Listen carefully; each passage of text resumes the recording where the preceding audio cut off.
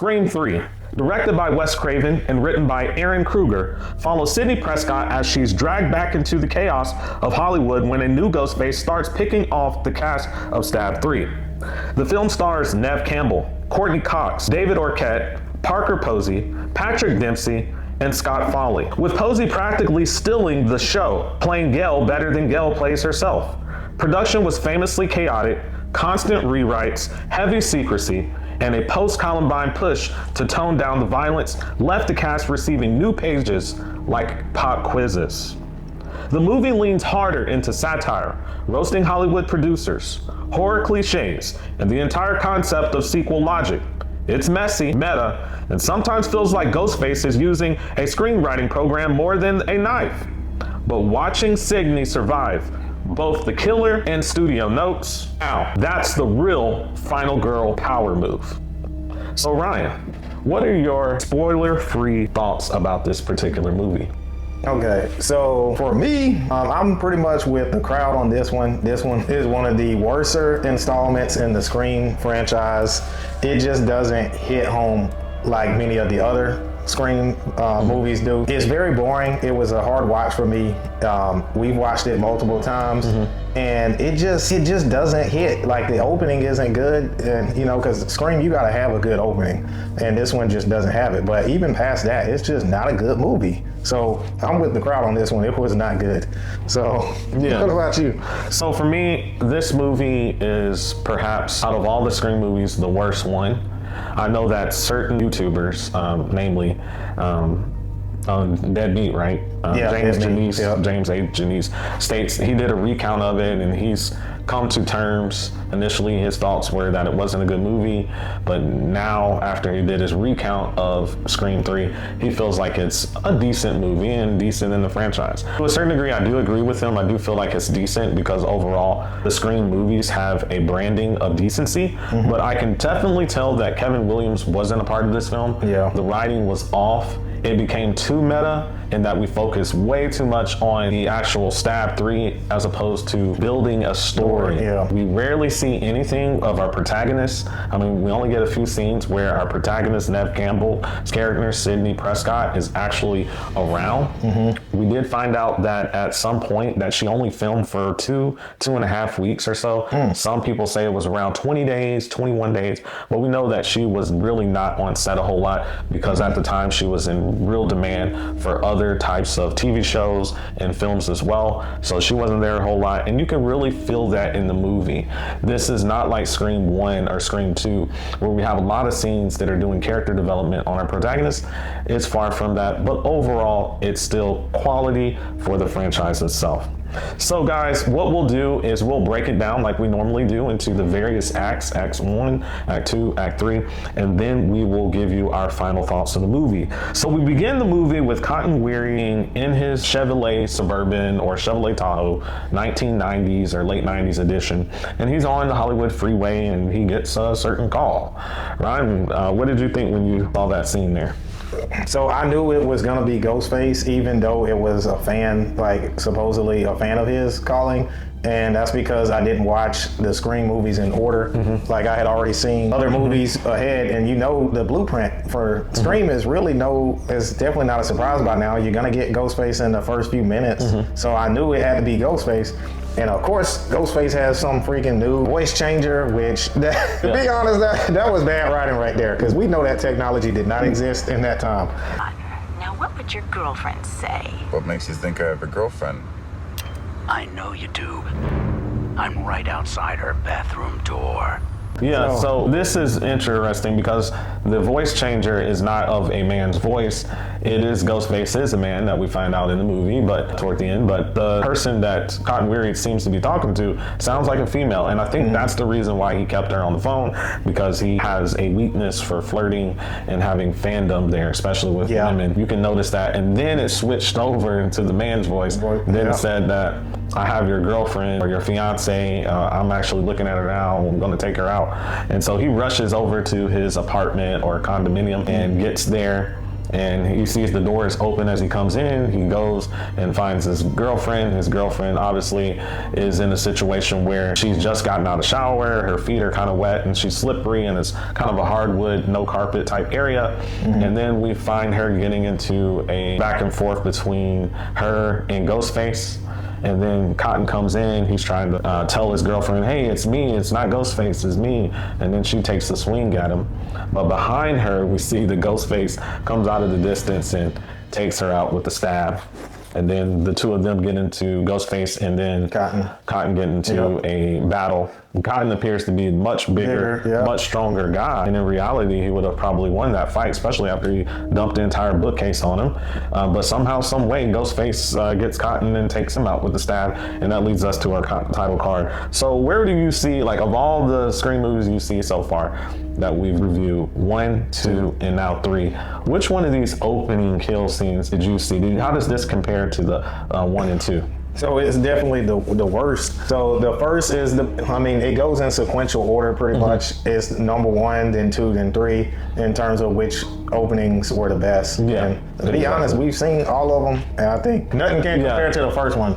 Yeah, nothing compares to the first one. This one definitely did not hit me in the same way that the first two did, because Cotton has been a part of the storyline, but he was not a person that we really had care or concern about. And especially as a bigger, muscular guy, you don't have as much concern maybe as you would a female character. So we'll go ahead and move on to our next scenes. So Sydney, we see, has moved into the Hollywood Hills. She's in this gated community. It's not a rich community, but a gated area in the Hollywood Hills where she has codes and stuff, and she locks her gate, and then she has a security system at her house or the home that she's staying at. She locks it and makes sure everything's good to go, and she has her little dog, golden retriever. And that's basically it. And she starts kind of having these kind of dreams of her mother, and she thinks she sees her mother through the window, but it turns out not to be the case. So when you saw that Sydney had moved to the Hollywood Hills, she's working as some type of call center counselor for women's crisis. What were your thoughts? So usually with me, when it comes to the Scream movies, I'm just trying to see how is this going to tie back into whoever is the killer. Like, how is that going to be related to Sydney? And it's kind of weird because Sydney is not in Woodsboro anymore. So she's away from where she grew up. She's in a new setting, and you're just thinking, how in the heck are they going to relate this to Ghostface? Like, how is Ghostface gonna, what motive is Ghostface gonna have dealing with our legacy characters? And so that's one of the questions I had. I was just trying to see, what is going to bring Ghostface to Sydney, because I know that at some point they're going to confront each other. So so for this, I see that we're still dealing with the trauma here of her mother passing, which was at the first movie, was also talking about that in Scream 1. And then we also see that she's trying to use her pain to help others through being a counselor. I think that's a kind of healthy way. I would have liked to see more of maybe her like actually having counseling sessions with a counselor or a therapist of some type, especially of all the trauma that she's been through in the first two movies. I think that would be more relevant today. Back then, I guess people didn't really do therapy and all that, and there was a stigma for therapy and having therapy sessions. But we'll go ahead and move on. So Gail Weathers joins us once again, as per usual. So this time we find her at a college auditorium, and one of the big college courses that you have, usually it's kind of like 101 whatever, so journalism journalism 101, where you have like you remember and I remember when we went to state college, you had classes like that, and there was like 300 people or 400 people in a large auditorium. Half of the people weren't paying attention and they were just playing games on their laptops and stuff. But anyway, she's there, she's giving her little speech about journalism and all the little books that she's written about the various events that have happened in the previous Scream movies. And then she encounters one of the detectives there, and the detective, who's played by Patrick Dempsey, tells her that he's encountered something to do with the new murder that's happened, which was the murder at the beginning with Cotton being killed there. And so what were your thoughts when you saw that?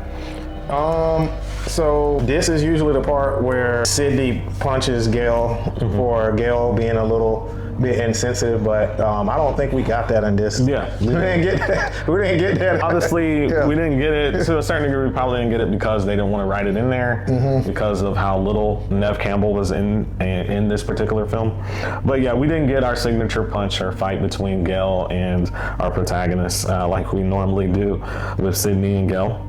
But I did think that was interesting there that we now have Patrick Dempsey playing detective here. It was interesting to see him in that role because I haven't seen this movie until recently.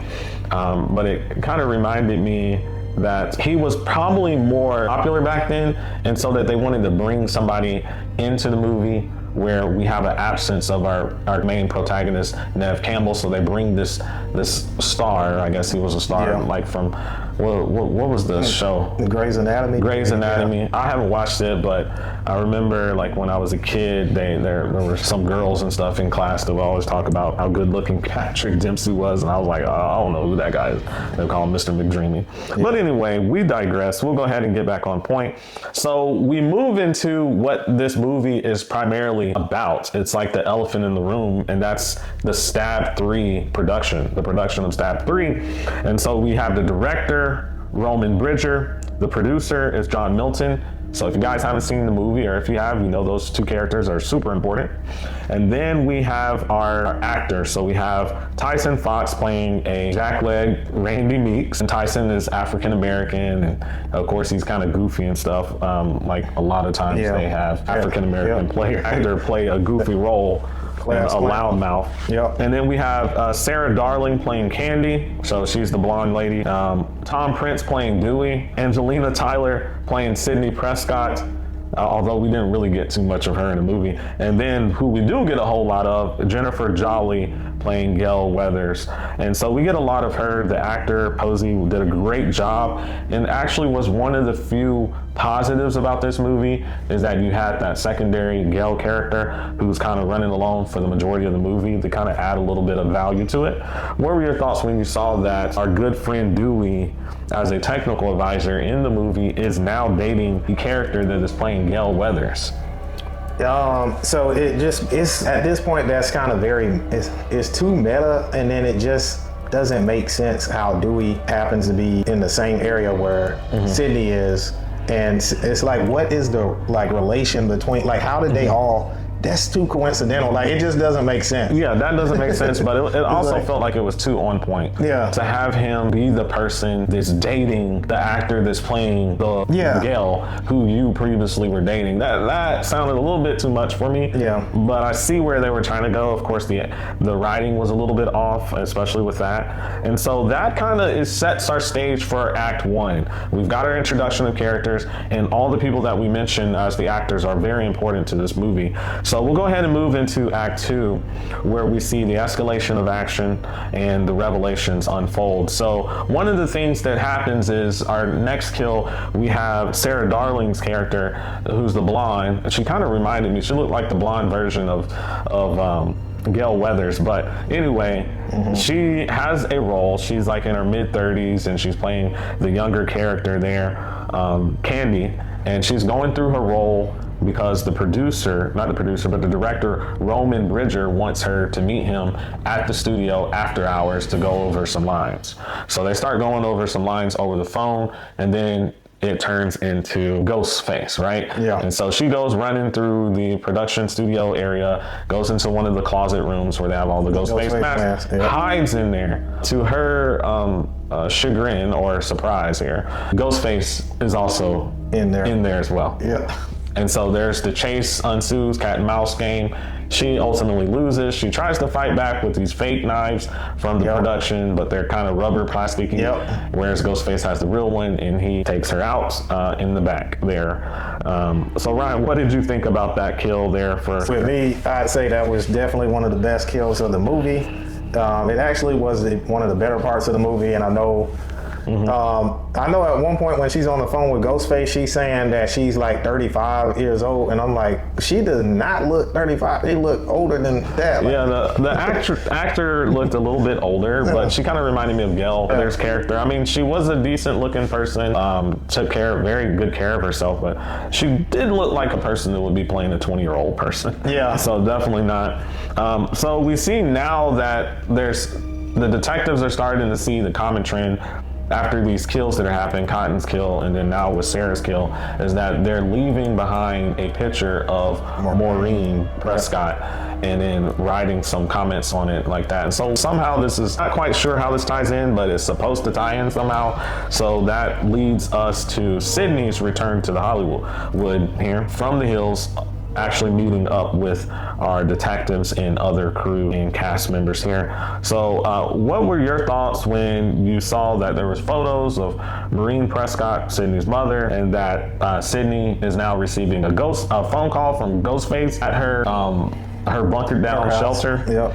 And now she's making a move to get in touch with the detectives and communicate with them and all that good stuff and meet up with the regular cast. So at that point, you're trying, or you see a little bit where the story is going, because you see that they're trying to connect Sydney to Ghostface, because they have to do that at some point. But if you're Ghostface, it kind of doesn't make sense for you to leave evidence that ties you to the crime, because I mean, unless you're doing it intentionally. Yeah, now, you're doing it. Yeah, you're doing it intentionally, but it's like. But now think about some of these serial killers that were actual real serial killers in life, and how they would leave behind their signature on the wall, and a blood-stained signature, or leave behind some type of memorabilia or something to kind of arrogance there, to kind of as their signature move to kind of keep showing the detectives and the other people involved in the investigation that they were one step ahead, right? Yeah. So if you think about it like that, it kind of makes sense a little bit, but I do agree with you there. It's a little bit too on point. Yeah. With having the pictures of Maureen Prescott. And so now we notice at the beginning of the movie there was a fight between Gail and then also the character that plays Gail, Jennifer Jolly. But they eventually at least make up and become somewhat of a dynamic duo in this movie, which was probably one of the better parts of this movie, I would say, even though the movie wasn't as great as the other two previous movies. So we're at Jennifer's kind of home, her residence. Gail, of course, as nosy as she's always been, goes to the residence because she finds out that Dewey's staying over there because they're dating and all that kind of stuff. And so she goes to the residence there. The bodyguard catches her, kind of throws her out, but then Ghostface gets the bodyguard. There's a little bit more of a battle because the bodyguard's a big guy, kind of like Cotton Weary. And somehow, some way, the smaller Ghostface seems to win again and kill the bodyguard, which was not believable that a man that's like 6'5" is going to be taken out by like a 5'10", 165-pound guy there. It was not believable to me. And of course, they all run back into the home and stuff. What were your thoughts when you were seeing that unfold? Well, you know, they got to give Ghostface the Ghostface powers, where anybody that puts on the Ghostface, you can be a little 5'2" girl, be maybe 120 pounds or 115 pounds, but as soon as you throw on that Ghostface costume, you level up a little bit. Level up, you get 10 inches taller, and all of a sudden you get 10 times as strong or whatever. But that's not believable. It just, and then also I don't understand the motive behind why Ghostface decided to kill the bodyguard either. It's like some of these Ghostface kills, I'm just trying to figure out, why is Ghostface killing, you know? Yeah, that's one of the things. And at this point, of course, they've stopped production of Stab 3, so they're all meeting up at the home and all this unfolds while this is happening. And so they see the bodyguard collapse. They're all inside, so we have all of our actors inside here, and they're all like, what in the world is going on? And so now the next move is with the fax machine. And so the fax machine is starting to go off and stuff like that, and they start reading it, and it's kind of giving them the next part of the Stab 3 of what's supposed to unfold. And I guess that's the movie playing with itself like how the actual production of Scream 3 and also some of the earlier one and Scream 2, where they were writing the script on the spot. Literally, the actors would come in that same day and the writer of the film would start writing their scripts for that scene. And so they wouldn't have time to memorize their lines. And so I guess that's the play on that, but I thought it was a little bit funny, kinda, but a little bit too on point with this writing. And so we see that one of our other actors here on this film, Tom Prince, who plays Dewey, ends up getting blown up. He's the one that goes back inside because he wants to curiosity killed the cat here, and he wants to go ahead and see who's the next one to die or who lives.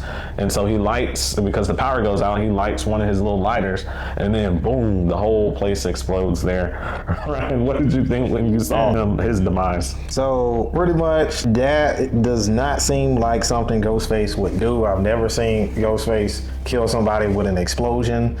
It just, you can see that this movie is an outlier from the other Scream installments. It just, it doesn't have, like, it doesn't click, it doesn't follow, it's an outlier. It's an outlier, and mainly because Kelvin Williamson was not the writer to the film.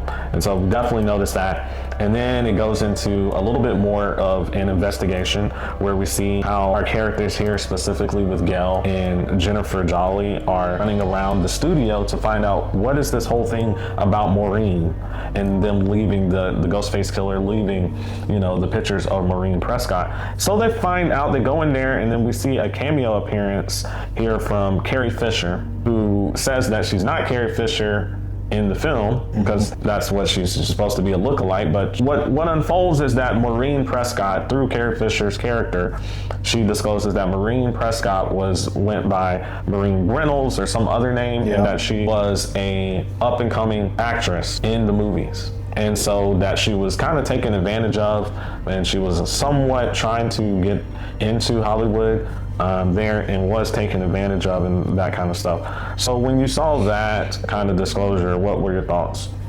So we know that this kind of stuff does happen in real life. So I guess you can kind of see that the movie is trying to suggest or hint to the audience, you know, or let them know that this is, you know, saying, hey, you know, this stuff does happen. Yeah, so this does happen, where you have a young woman go into Hollywood to make a career, and then is taken advantage of by directors, producers, etc. And the irony in this whole thing is that the people that created this movie or brought this movie to creation were people that were doing exactly that with the Weinsteins, because they were, I guess, Dimension was their brand name, Dimension Films. And so the irony is that they were the ones that were doing this and allowing this to be talked about in the movie. Obviously, the Weinsteins are very terrible, evil people, and especially Harvey Weinstein and all the evil that he's done, and he should stay in jail forever and never get a chance to get out, and Brother the same way. So I did like that they brought that theme. I think this was more important,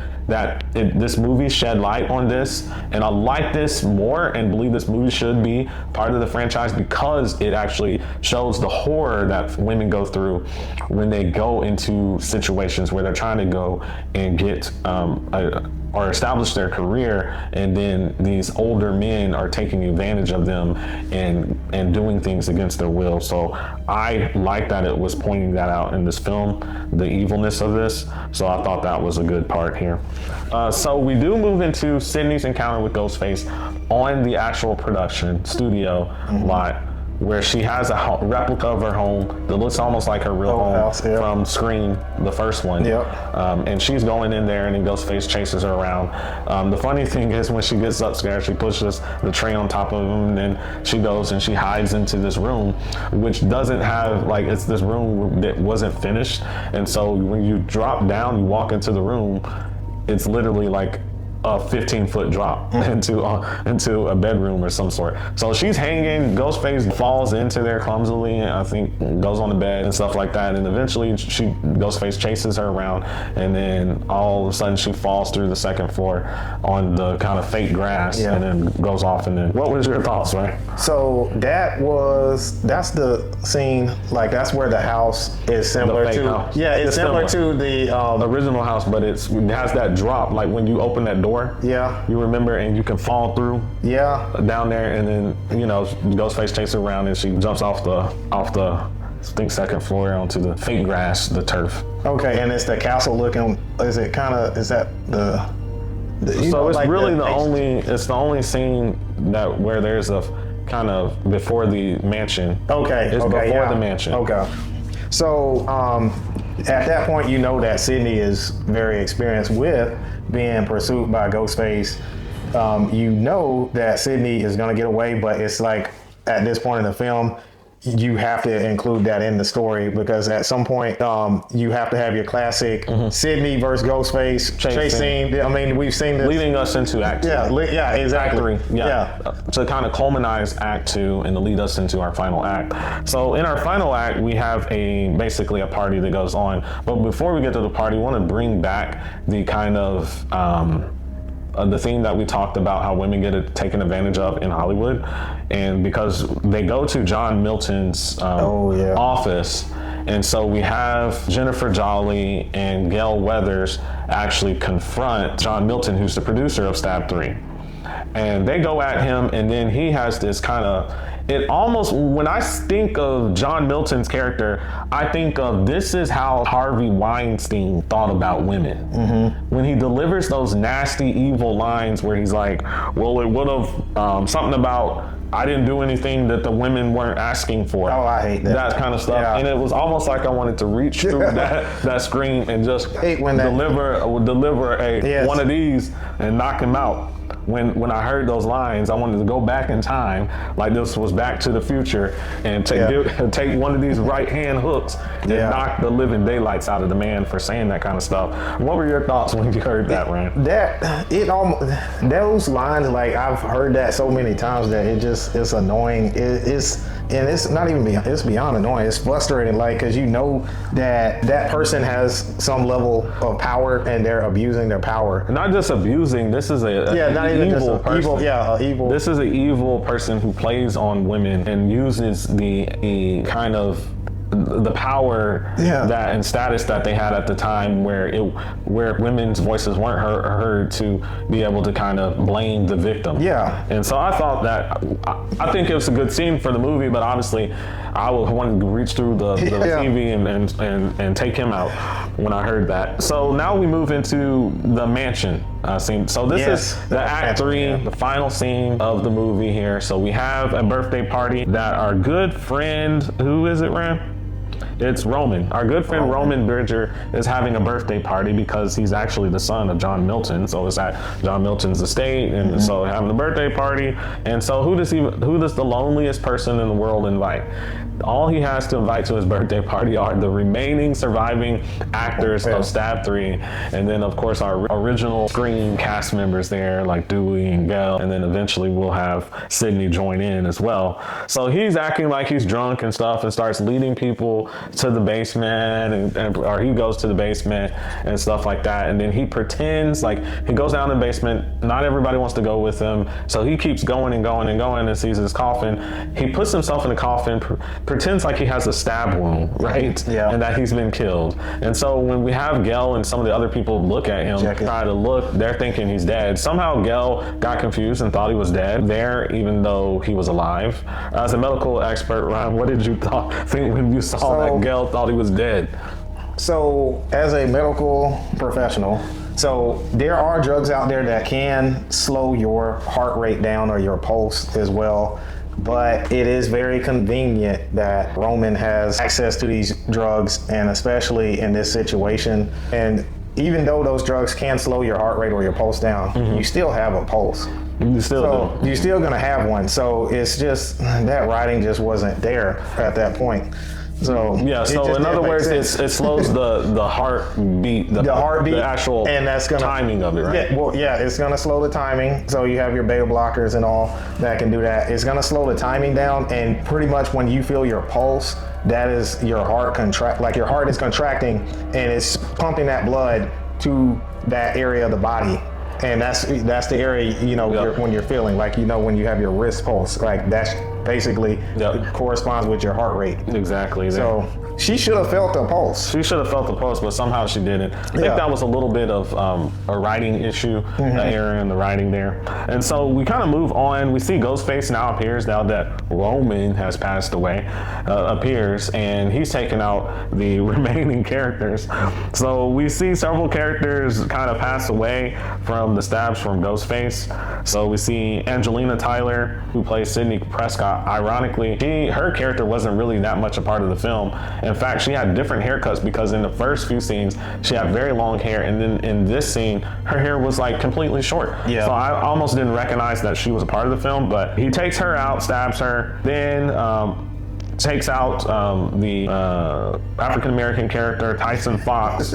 He takes, and then speaking of that, because Tyson played Randy, I forgot to say that Randy's sister comes into the movie and then gives us plays a tape that has Randy's kind of thoughts, like his final words, because we know Randy passed away in Scream 2, so they wanted another way to bring back our good old Randy Meeks character here. And so he kind of talks about how the villain is superhuman.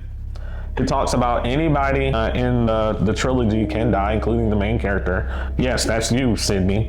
And then he also says that the past will come back to bite you in the, I'm gonna say, gluteus. If you guys know of anatomy, you know what gluteus is. Yep. So this kind of comes back, so he's killing off these characters. And then I would say the scene that I kind of liked a lot was the scene with Jennifer Jolly's characters can see Dewey and also Gale, and she's hitting the glass, but they can't see her. It's one-way kind of glass there. And so she's begging and asking for help. They don't even know it, but they hear something knocking on the glass. So Dewey starts shooting down each glass pane, and unfortunately, he's too late, and she's been stabbed and taken out. Yep. So sorry that she's gone, unfortunately. I did like her character here, but now we move into the actual final battle between our main protagonist, Sidney, and Ghostface. And so Ryan, tell us what happens there in the reveal. So Ghostface reveals himself to be no other than Sidney's half-brother, from them both sharing the same mother in Maureen Prescott. So that's when we see, oh, that's why the killer, Ghostface, was leaving these Maureen Prescott photos at the crime scenes. And then we found out that the Ghostface that was revealed is Roman Bridger, the director of Stab 3. So Roman is the Ghostface. This is the only movie in the Scream franchise where there's only one Ghostface killer. So in addition to that, he starts telling this elaborate story where that he was the one that talked to Billy Loomis and Stu to show them that I guess Maureen was sleeping with Billy's father and stuff, that gave him the impetus to take out Maureen and then try to take out Sidney and all that stuff. I mean, like, okay, I'm like, the writing is off here. Yeah. They're obviously trying to make something out of nothing here. Yeah. But then eventually what happens is that it seems like our Ghostface character here is taken out.